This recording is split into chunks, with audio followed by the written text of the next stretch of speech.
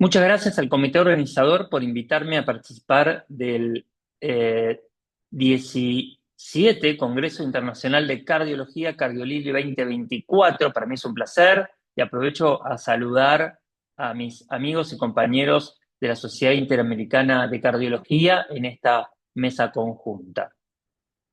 Mi nombre es Ezequiel Fortes, soy miembro titular de la Sociedad Argentina de Cardiología y fellow de la Sociedad Interamericana de Cardiología. Soy exdirector y actual asesor científico del Consejo de Cardiometabolismo de la Sociedad Argentina de Cardiología y soy asesor del Comité de Obesidad y Diabetes de la Federación Argentina de Cardiología y actual codirector del área de comunidad de la Sociedad Interamericana de Cardiología. Puntualmente, para esta disertación, que es acerca de lipoproteína pequeña a, es una disertación no auspiciada y no presento ningún conflicto de interés en este tipo de sesión. Yo voy a hablar de un tema súper candente y súper actual el día de hoy, que se llama lipoproteína pequeña a quién debemos solicitársela, cuándo medirla y finalmente vamos a hablar de cómo tratarla. Inicialmente les quiero comentar de qué hablamos cuando hablamos de lipoproteína pequeña a. La primera aclaración, porque ha habido veces que hay algún grado de confusión, es LPA o lipoproteína pequeña a no es lo mismo que apolipoproteína A. La LPA o lipoproteína A es una partícula estructuralmente similar a una partícula de LDL, de la lipoproteína de baja densidad, como podemos ver por acá. Voy a agarrar el puntero, a ver si puedo agarrar el puntero. Sí, puntero láser. Como podemos ver por aquí, es una partícula muy parecida al LDL que tiene pegada una partícula de ApoB11 y esto obviamente lo que lo genera la potencial aterogénesis de la partícula y además de ello, por este enlace covalente disulfuro, tiene adherido una apolipoproteína A. Entonces, este enlace disulfuro genera una unión de una estructura de LDL, muy parecida al LDL, con su ApoB11, junto con una apolipoproteína A. Esta apolipoproteína A tiene diferentes estructuras. Estas estructuras que podemos ver aquí en azul o en celeste son estructuras denominadas Kringle y es una estructura muy parecida a lo que es el plasminógeno y es por eso que además de tener ApoB que le da un potencial aterogénico, esta estructura parecida al plasminógeno le da potencial trombogénico. Acá podemos ver por qué se llaman kringles porque tienen esta forma así de lo que es la medialuna danesa, que se llama kringle. Tiene diferentes kringles, kringle 4, acá podemos ver diferentes subtipos de kringle 4 y estas repeticiones de kringles, como lo vamos a ver ahora, le da los diferentes, las estructuras típicas y los diferentes fenotipos que puede haber de lipoproteína pequeña A. Entonces, la lipoproteína pequeña A, como les comentaba previamente, tiene potencial trombogénico, procoagulante, porque tiene una estructura muy parecida al plasminógeno. Además de ello, es proaterogénica, porque tiene ApoB11. Ustedes saben que todas las partículas que tienen ApoB son potenciales aterogénicos, que pueden generar aterogénesis, y finalmente tiene potencial proinflamatorio, con lo cual tiene los tres componentes que pueden desencadenar aterosclerosis, que es la aterogénesis, la inflamación y finalmente la trombosis y la procoagulación. Algo muy especial que le da a esta LPA es que el subtipo 4 el subtipo 2, perdón, del Kringle 4 determina el tamaño de la partícula. Acá podemos ver los Kringles, que son estas estructuras que tienen forma de medialuna danesa, acá el puente disulfuro, que es un enlace covalente que lo une a la estructura, y la cantidad de repeticiones del subtipo 2 del Kringle 4, ¿sí? Acá podemos ver que tiene 36 copias del subtipo 2 del Kringle 4. Cuanto más isoformas tenga, hay mayor cantidad de producción hepática y hay isoformas de LPA más pequeñas. Cuanto menos copias de este subtipo 2 del Kringle 4 tenga la partícula, son isoformas más grandes porque hay habitualmente menos producción hepática. Entonces, como les comentaba recién, las repeticiones del subtipo 2 del Kringle 4 determina el tamaño de la partícula. Acá podemos ver la distribución normal en la población de lipoproteína pequeña A. Fíjense que no es una campana, no es una distribución normal, no es una campana de Gauss típica. Acá podemos ver lo que pasa en la población blanca, y acá lo podemos ver qué es lo que pasa con la distribución de lipoproteína A en la población negra. Fíjense en los orígenes africanos de raza negra tienen lipoproteína A alta con una distribución, lipoproteína pequeña A elevada con una distribución de mayor cantidad de LPA elevada que las poblaciones blancas. Entonces, finalmente, como les comentaba recién, a más repeticiones del subtipo 2 del Kringle 4, hay menos cantidad de partículas de LPA y menor producción hepática. Entonces, podemos ver acá la distribución normal en la población, en el percentilo 50 o en el percentilo 80, que es lo que se marca habitualmente como en niveles normales, y podemos ver aquí que alrededor del 20% de la población tiene LPA elevada, que la llamamos LPA elevada cuando la LPA está en más de 30 miligramos por decilitro o en más de 75 nanomol por litro. Como les comentaba también de recién, la prevalencia de LPA pequeña elevada varía según la etnia. Acá podemos ver en los africanos que tienen mayor distribución de LPA elevada en su población, y acá podemos ver, por ejemplo, en los latinos. Entonces, las personas de raza negra tienen niveles más altos de LPA que otras razas, grupos étnicos, y los asiáticos y los hispanos tienen niveles de LPA similares o ligeramente inferiores en comparación a la población europea, es lo que se está viendo en los últimos años, y esta es la distribución habitual en Latinoamérica.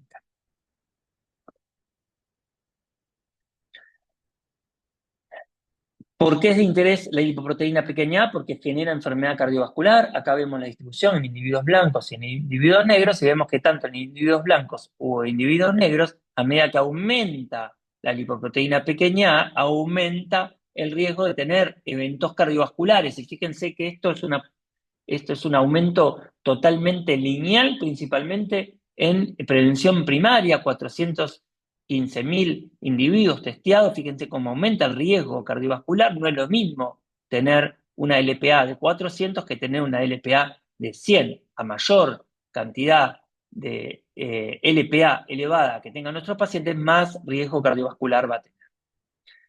Entonces, la lipoproteína pequeña A aumenta el riesgo de eventos cardiovasculares, pero fíjense que no solamente el riesgo de eventos cardiovasculares, sino que aumenta el riesgo de infarto, pero además aumenta el riesgo de estenosis de la válvula aórtica, de enfermedad vascular periférica, de insuficiencia cardíaca, de stroke, de enfermedad cardiovascular y de todas las causas de muerte.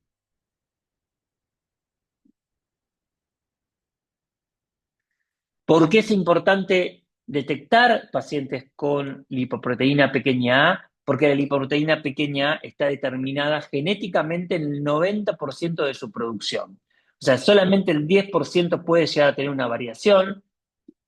Uno, cuando tiene un paciente con lipoproteína pequeña A elevada, es posiblemente que toda la vida la vaya a tener elevada, independientemente de los hábitos que tenga el paciente. Es una lipoproteína pequeña que no tiene que ver con los hábitos que tiene, el 90% está determinada genéticamente. Y cuando detectamos un paciente con lipoproteína pequeña elevada, tenemos que testear a los familiares, porque fíjense que a más, si tengo un paciente, por ejemplo, con 400 lipoproteína pequeña, la posibilidad de que sus hijos en primera línea tengan lipoproteína pequeña A elevada es muy alta.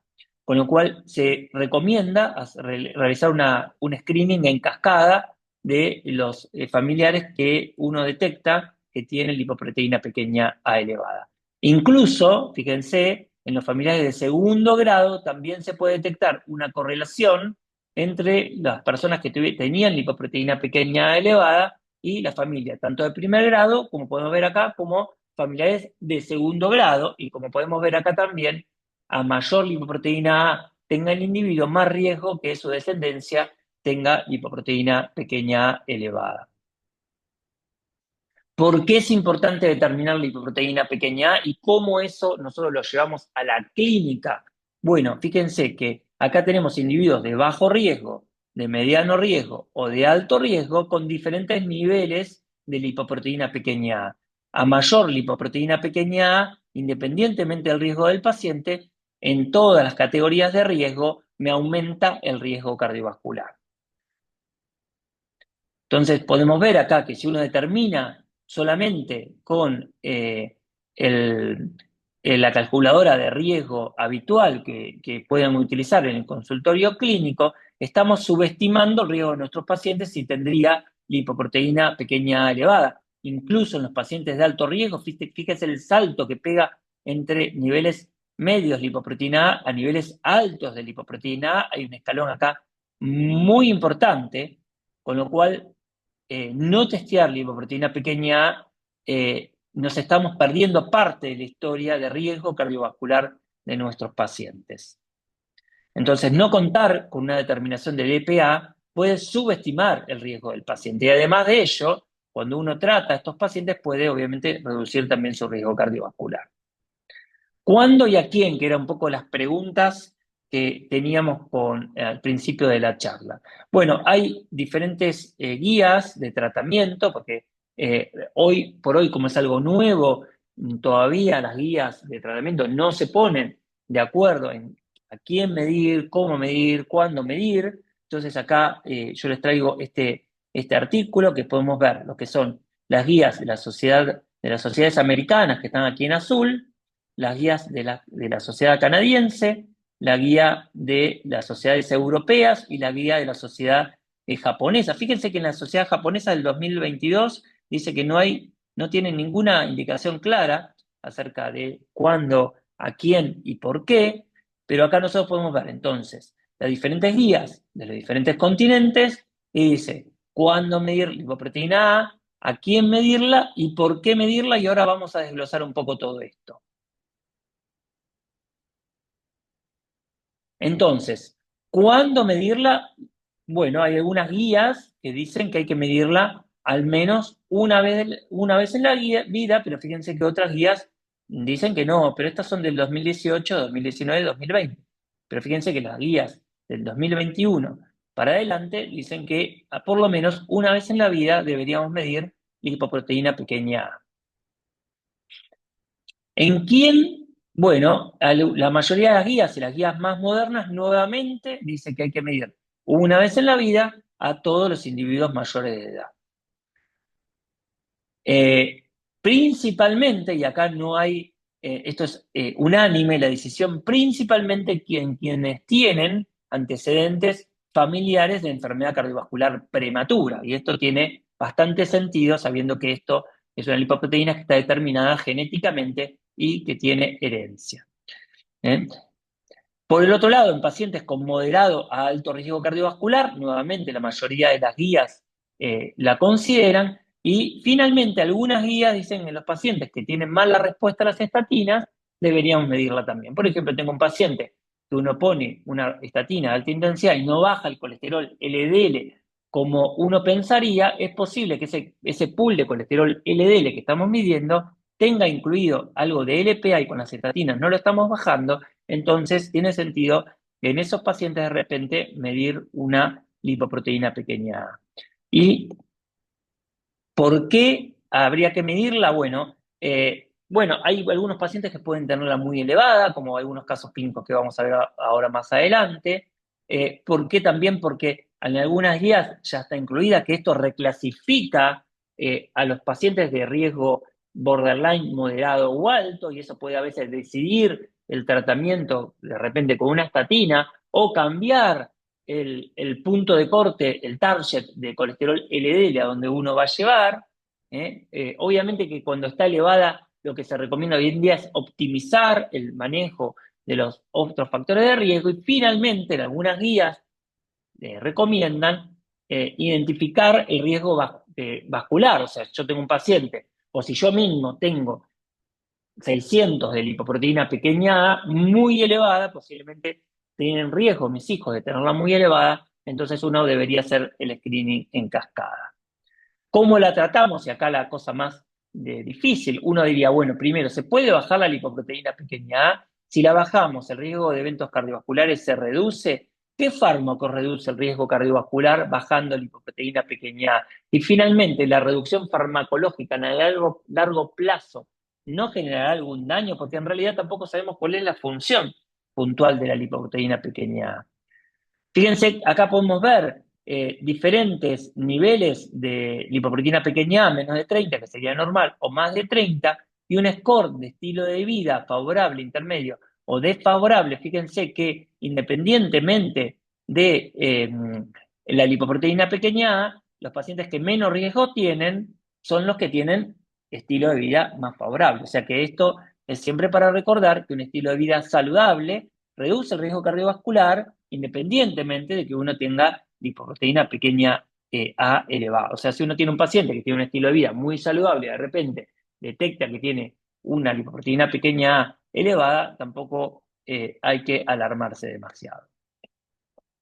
Hay algunos fármacos que reducen la lipoproteína pequeña A, si bien no hay hoy en día una indicación precisa de utilizar estos fármacos para reducir lipoproteína pequeña A, pero vemos que los inhibidores PCSK9 y la inclisiran reducen entre el 20 y el 30% de la lipoproteína pequeña A, la vieja niacina la reduce en un 20%, y la féresis, que esto se usa en casos extremadamente raros, la reduce entre un 30 y un 35%. Hay algunos fármacos que están en estudio, estos son estudios hoy en día en fase 2, con lo más avanzado le diría que es el pelacarsen. El pelacarsen en el estudio Horizon redujo, fíjense, 80% los niveles de lipoproteína pequeña A.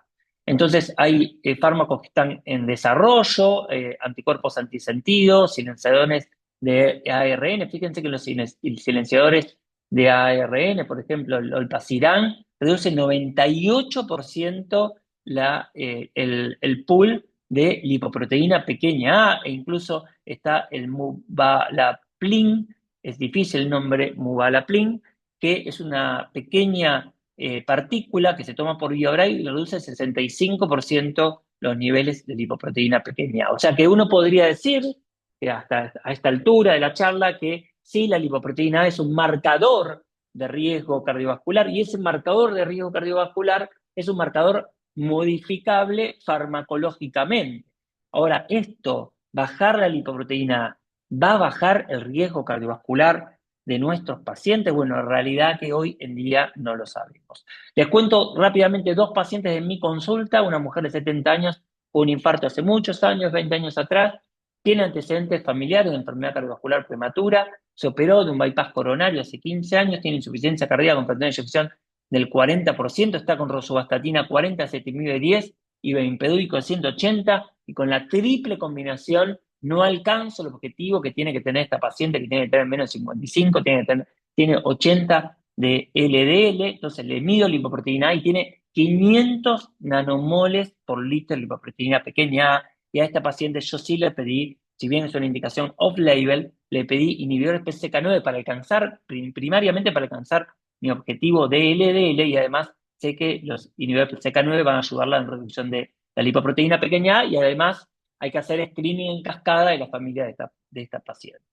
Después otro chico de 32 años, tabaquista pero ya no fuma más, tiene un hermano y un padre con una hipercolesterolemia familiar. En el 2018 le habían diagnosticado un HF, una hipercolesterolemia familiar heterozigota, tiene un perímetro de cintura normal, el peso es normal, hace actividad física, ya no fuma, no tiene estigmas de hipercolesterolemia familiar, y en el perfil de colesterol tenía 300 de colesterol, 219 de LDL. La dieta del chico es totalmente sana, salvo, bueno, tenía algunos hidratos de carbono, comía un poquito de más y eso generaba un poco de elevación de triglicéridos posiblemente. Bueno, le inicié rosuvastatina, ezetimibe, y le pido un control en el perfil de laboratorio, y tiene 489 nanomol por litro de lipoproteína pequeña A, y este paciente posiblemente tiene una hipercolesterolemia familiar heterozigota más una hiperlipidemia y una hiper-LPA, y esto genera un fenotipo de muy alto riesgo cardiovascular.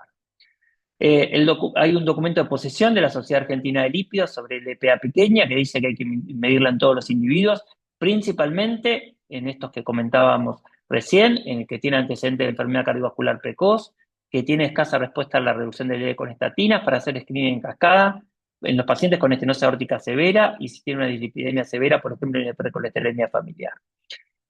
¿Cuándo hay que medirla? Bueno, la Sociedad Argentina de Lípidos dice que también hay que medirla una vez en la vida. Entonces, como conclusión, yo diría, ¿a quién? Si uno tiene disponibilidad, a todos alguna vez en la vida, principalmente en estas cuestiones que le estaba comentando recién, por lo menos una vez en la vida, y finalmente, ¿cómo la tratamos? Hoy en día no tenemos ningún fármaco probado para lipoproteína pequeña A, pero sí hay que utilizar mejoras en el estilo de vida, mejorar los factores de riesgo convencionales, hacer un control estricto del colesterol LDL y de la presión arterial, obviamente recomendar llevar una dieta saludable, una alimentación saludable, hacer actividad física, dejar de fumar, y si uno tiene posibilidad de incorporarlo a un protocolo de investigación de LPA pequeña, se recomienda hoy. Finalmente, no quiero dejar de invitarlos el 4 al 6 de junio del 2025 a nuestro congreso de la Sociedad Interamericana de Cardiología, que va a ser en la ciudad de Cartagena. Muchísimas gracias por la invitación y eso es todo. Muchos saludos nuevamente a todos mis compañeros de la Sociedad Interamericana de Cardiología. Gracias.